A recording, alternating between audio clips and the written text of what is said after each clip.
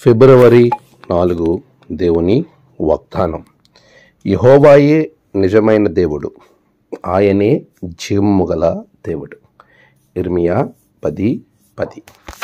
మన ప్రభువైన యేసుక్రీస్తు నామములో మీ అందరికీ ఈ ఉదయము శుభములు తెలియచేయచ్చు ఉన్నాను. ప్రియమైన విశ్వాసులారా, ఎలా ఉన్నారు? అంతా క్షేమంగా ఉన్నారు కదా?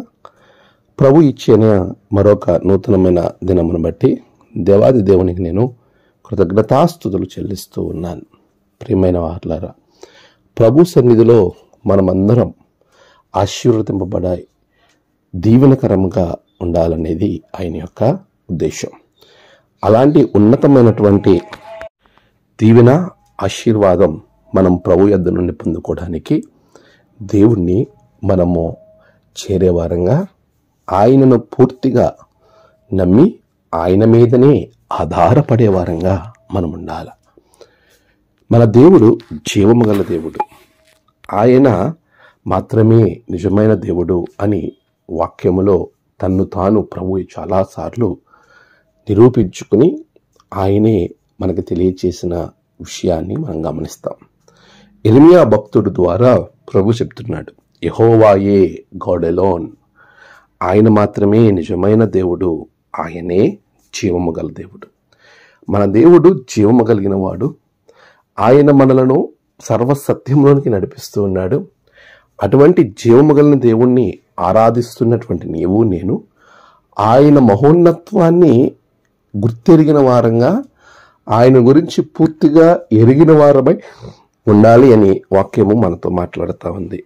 చాలాసార్లు మనం ఆరాధించున్న దేవుని యొక్క శక్తిని మనము గ్రహించలేని వారంగా ఉన్నట్లయితే దానికి ఆశీర్వాదాలు కోల్పోయే వారంగా ఉంటాం.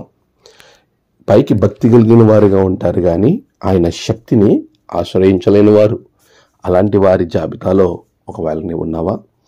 దేవుడు జీవము కలిగిన వాడని, ఆయన నిజమైన దేవుడని నీవు గ్రహించి దానికి నీ జీవితాన్ని సమర్పించుకుని నువ్వు ఖచ్చితంగా ప్రభు గురించి ఇతరులకు తెలియజేసేవానిగా, ఆయన గురించి ఒక సాక్షిగా నువ్వు ఉండాలని వాక్యం మనతో మాట్లాడుతుంది. ఆ విధంగా ఉన్న వారి జీవితాలు ఆశీర్వాదకరంగా ప్రభు మారుస్తాడు. అట్టి కృపాభాగ్యములు దేవుడు, జీవము కలిగిన దేవుడు మీకు జీవాన్ని ఇచ్చి ఆశీర్వదించునుగాక. ఆమేన్. ప్రార్థన. సర్వోన్నతుడా, సకల దీవెనలకు కారణభూతుడా, నిజమైన దేవా, జీవము గల తండ్రి, మమ్మలను బలపరచండి. నీ బిడ్డల జీవితంలో మీరు తోడుగా ఉండండి. నేడు వారి ప్రయాణాలు, పనులు, ఏ పనినైతే వారు తలపెడతారో ప్రతి పని ఆశీర్వాదకరంగా ఉంచండి. నేడు జన్మదినము, వివాహ దినము, ఆయా విశేష దినములు జరుపుకుంటున్న బిడ్డలను బహుగా దీవించండి నాయన.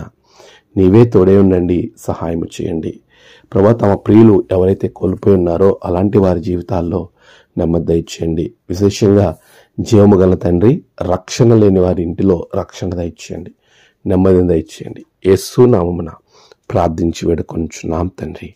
ఆమేన్. తండ్రి, కుమార, పరిశుద్ధాత్మ త్రియేక దేవుని దీవెన మీకు తోడై ఉండి నడిపించునుగాక. ఆమేన్.